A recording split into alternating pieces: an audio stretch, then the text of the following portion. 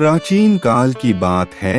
एक नगर में एक बूढ़ा ब्राह्मण रहता था। उसके साथ उसकी पत्नी और 6 बेटियां रहती थी। ब्राह्मण बहुत ही गरीब तथा ईमानदार था। मुश्किल से अपने परिवार का खर्च चलाता था। उसकी 6 बेटियां और पत्नी अधिकतर भूखा पेट ही सो जाया करती थी। ब्राह्मण इतनी भिक्षा भी नहीं लाता था कि उसका परिवार भर पेट रोटी खा सके। वह ब्राह्मण हर रोज पीपल को जल दिया करता था तथा दीपक जलाया करता था। वह ब्राह्मण हमेशा यही सोचता था कि यह पीपल का वृक्ष ही मुझे एक दिन धनवान बना देगा, मेरे हर दुख को दूर कर देगा, क्योंकि इसी वृक्ष में भगवान विष्णु का वास होता है और भगवान विष्णु एक न एक दिन मेरी कष्टों को हर देंगे, मेरी दरिद्रता को दूर कर देंगे। जैसे ही वह पीपल को जल अर्पित करने लगता था, उसी समय पीपल के पेड़ में से एक लड़की निकलती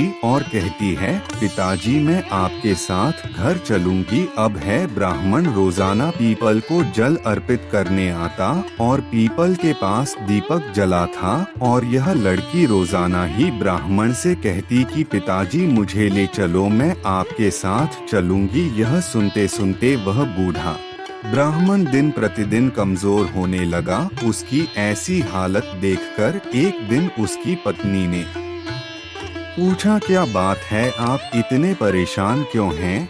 तो वह ब्राह्मण बोला कि जब भी मैं पीपल को जल अर्पित करता हूँ रोजाना, तभी पीपल में से एक लड़की निकलती है और यह कहती है कि पिताजी मैं आपके साथ घर चलूंगी। तब बुढ़िया बोली, इसमें परेशानी की क्या बात है, कल ले आना उसे। जैसे 6 बेटियां रहती हैं वैसे साथ में वह भी रह लेगी। अगले दिन बूढ़ा ब्राह्मण उस लड़की को घर ले आया। लड़की को घर लाने के बाद वह ब्राह्मण आटा मांगने गया तो उसे पहले दिनों की से भी ज्यादा आटा मिला। जब बुढ़िया आटा छानने लगी तो लड़की ने कहा, लाओ माँ मैं छान देती हूँ। जब वह आटा छानने बैठी तो लड़की को आटा छानते छानते रात हो गई। उसके बाद बुढ़िया माँ खाना बनाने के लिए जाने लगी। तब लड़की बोली, माँ आज खाना मैं बनाऊंगी। पर बुढ़िया ने कहा, तेरे हाथ जल जाएंगे। पर लड़की नहीं मानी और वह रसोई में खाना बनाने चली गई। उसने तरह तरह के व्यंजन बनाए और उस दिन पूरे परिवार ने पेट भरकर खाना खाया। इससे पहले वह सब आधा पेट भूखे ही रहते थे।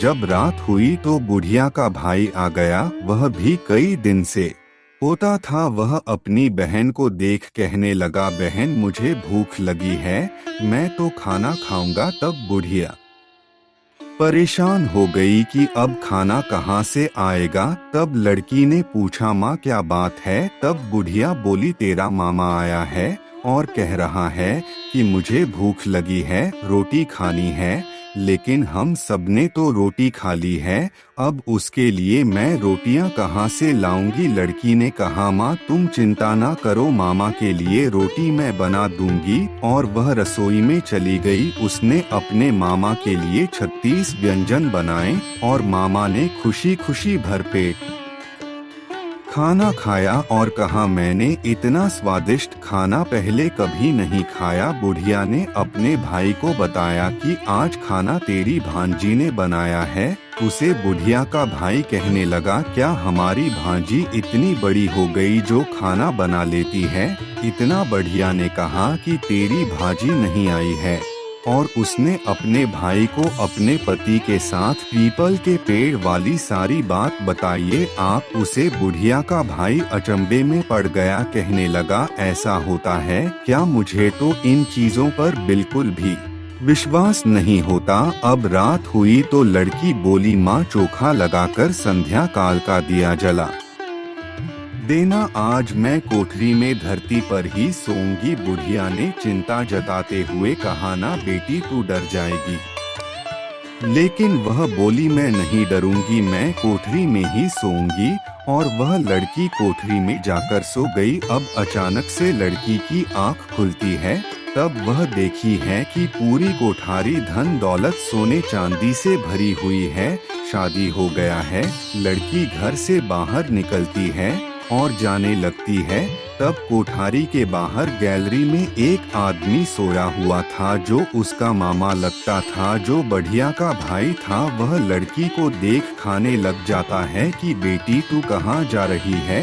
लड़की उसे आदमी से कहती है, मैं तो इस ब्राह्मण की दरिद्रता दूर करने आई थी और मैंने इसकी दरिद्रता दूर कर दी। अचानक से वह बुढ़िया का भाई भी कहने लगता है कि बेटी मेरी भी दरिद्रता दूर कर दो। यह सुनकर वह कन्या पूछती है, तुम्हें क्या चाहिए? तुम्हें शादी बोलता है, मुझे धन दौलत चाहिए। अरे ऐसा बोलकर वह कन्या के आगे हाथ जोड़कर खड़ा हो जाता है। वह कन्या अपने हाथों से उसे आदमी को एक पोटली देती है। मैं पोटली हीरे जावरा सोने चांदी से भरी हुई होती है। जैसे ही वह आदमी पोटली लेता है, नहीं कन्या कहती है, अब मैं जा रही हूँ। यह कहकर वह लड़की वहाँ से चली जाती है। अब सुबह जब बढ़िया उस लड़की को देखने कोठरी में आती है, वह कोठरी में लड़की नहीं होती, परंतु वह कोठरी धन दौलत सोना चांदी से भरी हुई होती है। यह देखकर बढ़िया की आंखें प्रकाश चंद हो जाती हैं। अभी गैलरी में लेटे हुए अपने भाई से पूछता है कि भाई वह लड़की कहाँ गई? तब उसका भाई कहता है, बहन वह लड़की कोई और नहीं साक्षात लक्ष्मी माता थी, जो तुम्हारे साथ साथ मेरी दरिद्रता भी दूर कर गई है। यहाँ सुनकर रहे बढ़िया उसे लड़की को ढूंढने के लिए बड़ी व्याकुल हो जाती है और वह गांव की तरफ दौड़ने लगते हैं।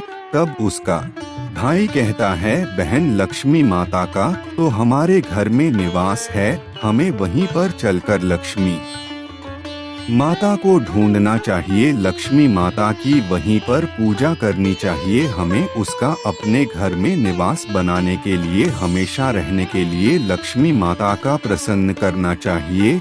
यह बात सुनकर बस बढ़िया है। लक्ष्मी माँ का अपने घर में मंदिर बनवाया और मंदिर में मैं लक्ष्मी माँ की पूजा करने लगी। अब वह ब्राह्मण को अमीर हो चुका था, परंतु ब्राह्मण ने अपना ज्ञान देने का जो काम था, जो लोगों की भलाई करने का काम था, वह नहीं छोड़ा।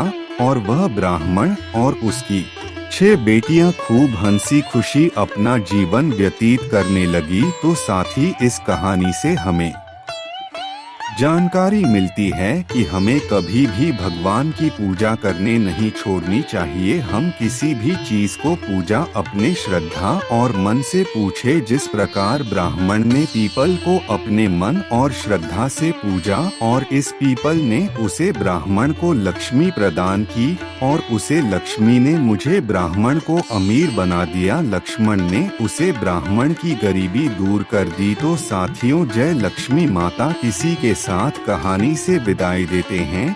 कहानी कैसी लगी कमेंट में लिखकर जरूर बताना। साथियों, वीडियो पसंद आई हो तो लाइक करना, दोस्तों चैनल को सब्सक्राइब जरूर कर लेना। दोस्तों मिलते हैं अगले जानकारी के साथ, तब तक के लिए अपना ध्यान रखना। धन्यवाद।